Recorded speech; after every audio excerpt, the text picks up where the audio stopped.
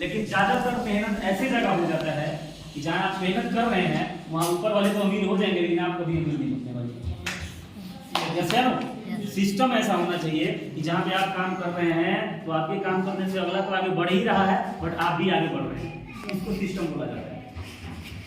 जैसे ना तो दोस्तों समझना पड़ता है, और जिंदगी में आगे बढ़ने के लिए है ना दो चीज करना पड़ता है, विश्वास करना पड़ता है ना, और समझ में नहीं आ रहा है कोई चीज, अगर कोई चीज नहीं समझ में आ रहा है ना, तो विश्वास नहीं बनता है, नहीं बनता है ना, तो उसको समझो बार बार, एक बार समझो, दो बार समझो, तीन बार समझो, चार बार समझो, पांच बार समझो, समझेंगे है ना तो डाउट खत्म हो जाएगा। जैसे डाउट में रहेंगे तो डिसीजन नहीं ले पाएंगे, जैसे ना, और डिसीजन जब तक नहीं लेंगे ना आप जिंदगी में, जब तक आप डिसीजन नहीं लेंगे आप अपने स्तर से ऊपर नहीं उठेंगे।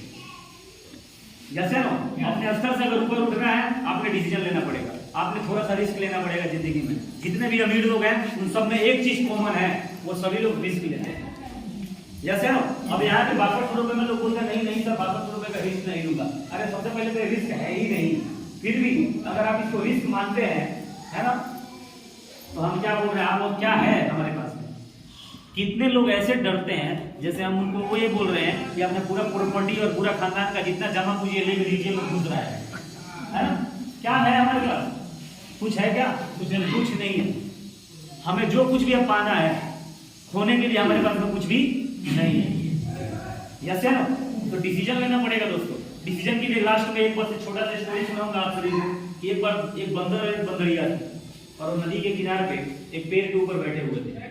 तो उधर से ना एक बाबा गुजर रहे थे, एक योगी साहब थे, वो गुजर रहे थे है ना, कोई बात नहीं बैठे दीजिए। तो बाबा गुजर रहे थे, उन बाबा को उस नदी की एक बहुत बड़ी खासियत थी है ना, उस खासियत के बारे में बाबा को पता था।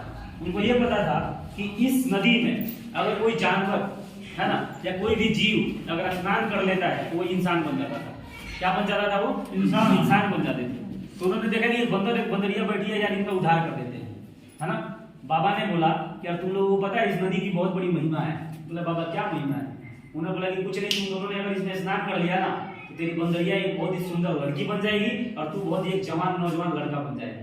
अब बंदर को डाउट होने लग गया। बंदर बोला ऐसा होगा, ऐसा नहीं होगा, ऐसा हो सकता है, ऐसा नहीं हो सकता। बाबा क्या बोल रहे हो। उन्होंने बोला भाई मेरा काम था बताना है ना, अब तेरा काम है करे या ना करे, स्नान तेरी मर्जी है, मैं तो चला। बाबा चले गए है ना।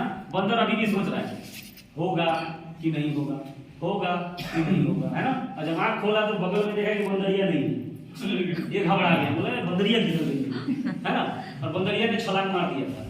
अब बंदरिया छलांग मारी तो एक बहुत ही सुंदर खूबसूरत लड़की बन चुकी थी, और नदी पे किनारे पे आके देख रही है कि मेरा बंदर किधर गया, वो दिखाई नहीं दे रहा है ना। तो ऊपर देखी तो बोली वो तो अभी तक सोच ही रहा है ऊपर है ना, उस पे गाछ पे है।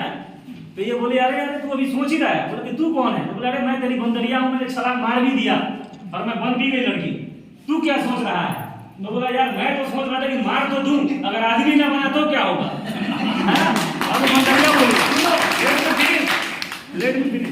बंदरिया बोली कि अरे यार जो बंदर का बंदर ही रहेगा, अरे छलांग मार देता, अगर आदमी नहीं बनता तो बंदर तो रहता ही, और तो नहीं रहता।